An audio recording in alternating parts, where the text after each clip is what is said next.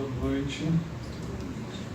Tem uma questão interessante, que política não tem vácuo. Ou seja, se você não ocupa, ele é ocupado por uma outra política. Se você olha um pouco o processo de organização, principalmente dos trabalhadores e da periferia, nós tínhamos um componente fortíssimo, que era uma igreja e uma teologia da libertação na década de 70, que nós chegamos a ter 1 milhão de círculos bíblicos no Brasil. Para a gente ter uma noção do que é 1 milhão de círculo bíblico, se você coloca 6 ou 10 pessoas, a gente está falando de 10 milhões de pessoas organizadas.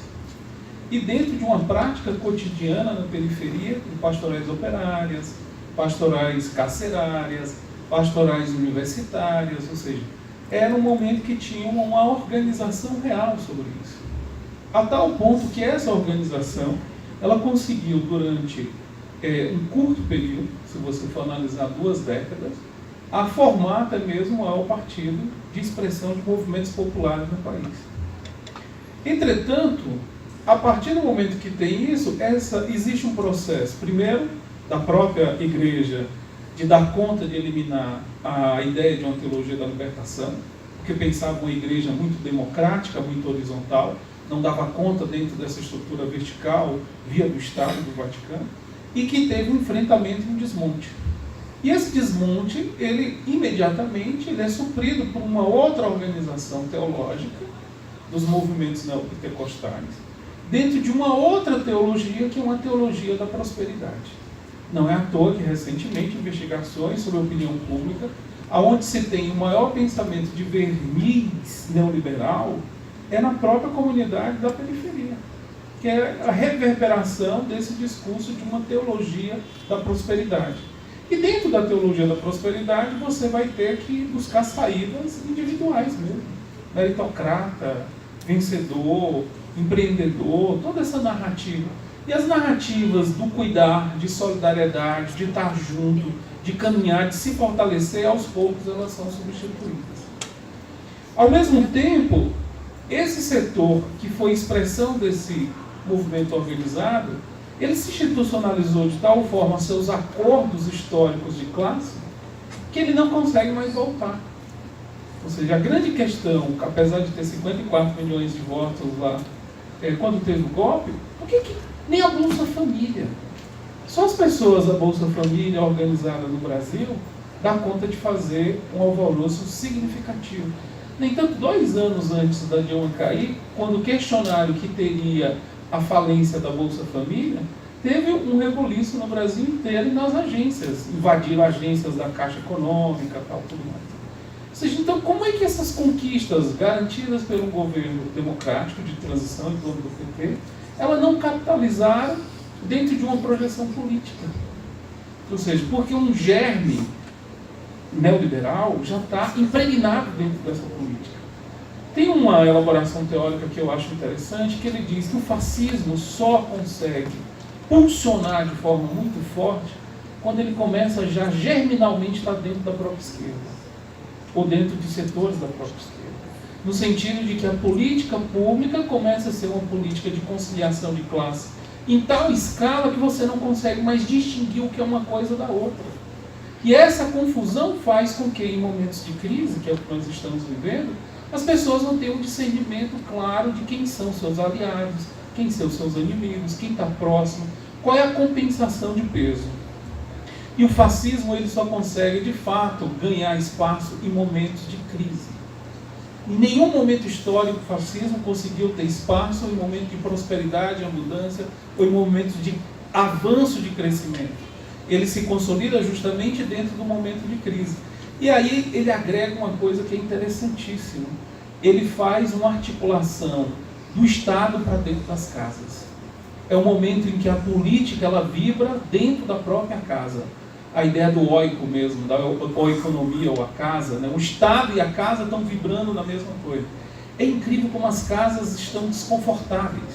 Qualquer reuniãozinha familiar a gente passa por constrangimentos razoáveis para saber que as pessoas mais próximas de seus afetos têm um imaginário que você olha e diz assim, pô, não estou acreditando que esse sujeito, que é uma gente boa, era próximo, né?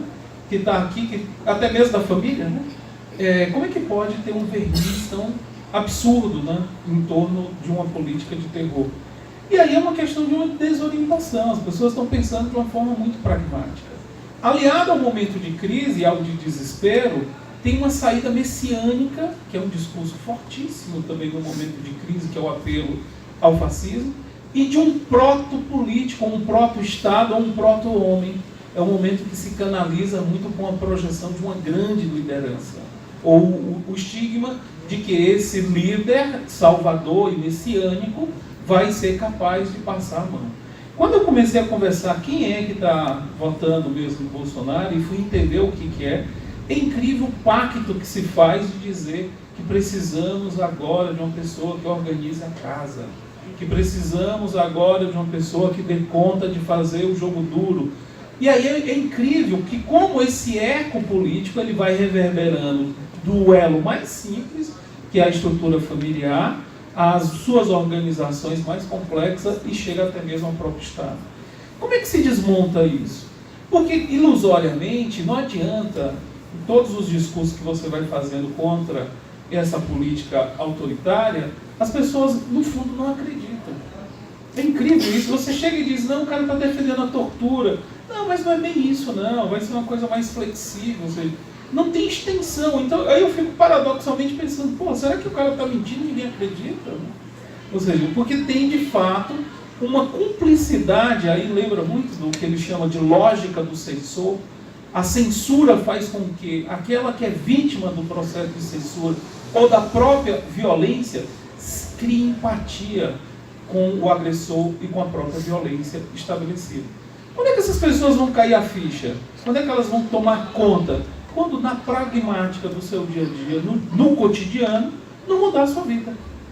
Até aí vai ter um encantamento, um canto da sereia com esse projeto. Por mais que a gente explique, por mais que a gente esteja do lado solidário explicando, é incrível como as palavras não surtem efeito. Qual é o nosso papel? Primeiro, não se afastar dessas pessoas, no sentido de que a gente tem que estar caminhando junto.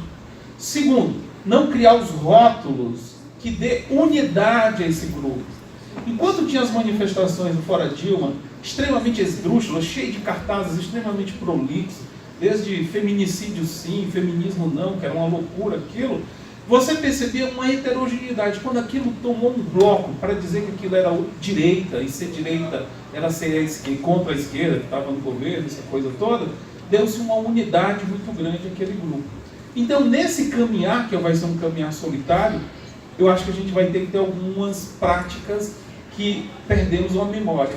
Primeiro, de fato, ter uma relação autêntica e alerta, no sentido de que todas as pessoas que forem agora vitimizadas pelo processo do fascismo, elas têm que ser divulgadas e publicizadas, com cartazes, com poesia, com música, com tornar público esse ato da violência.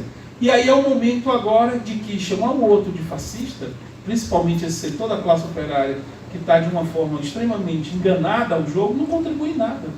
É criar justamente uma homogeneidade. É o momento agora de estratificar esse grupo, identificar de fato quem é a matriz fascista, quem é a matriz conservadora, quem é a matriz que ingenuamente está achando que a partir do momento que votar vai resolver sua vida, e em cima dessa fração começar uma política de convencimento.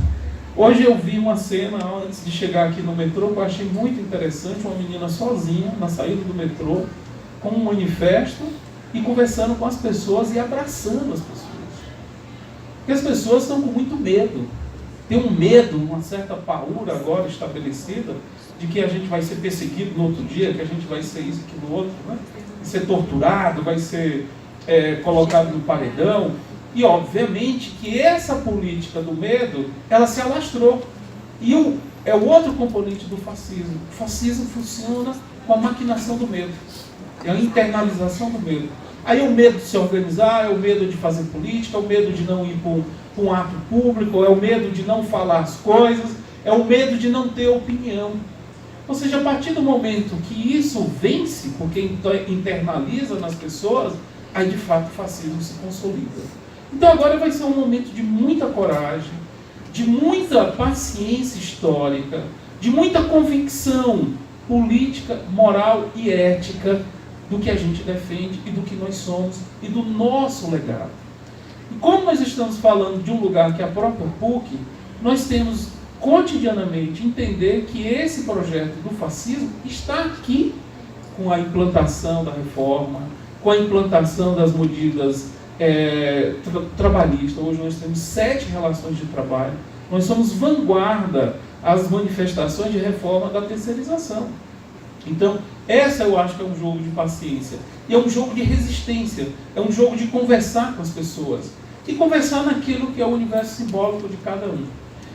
Lembre-se também que a igreja tinha um setor extremamente reacionário na década de 70. Da mesma forma como hoje tem vários setores neopentecostais reacionários. Mas também é um processo em divisão.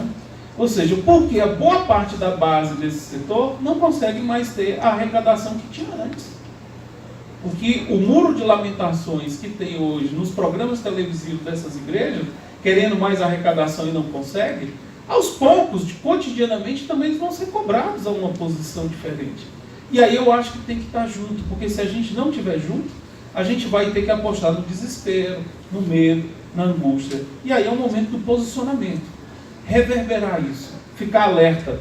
Todas as pessoas que forem vítimas de agressão do fascismo, essas pessoas têm que ser ovacionadas coletivamente como um ícone, como um marketing de uma resistência. E ganhar expressões artísticas, expressões poéticas. Tem um terceiro componente no fascismo, que ele é muito sério, e de pouco humor, e de pouca alegria. E aí é um momento que a gente tem que ter claro que o fascismo, como resistência, nós temos que ter a manifestação da coragem, da alegria e do humor.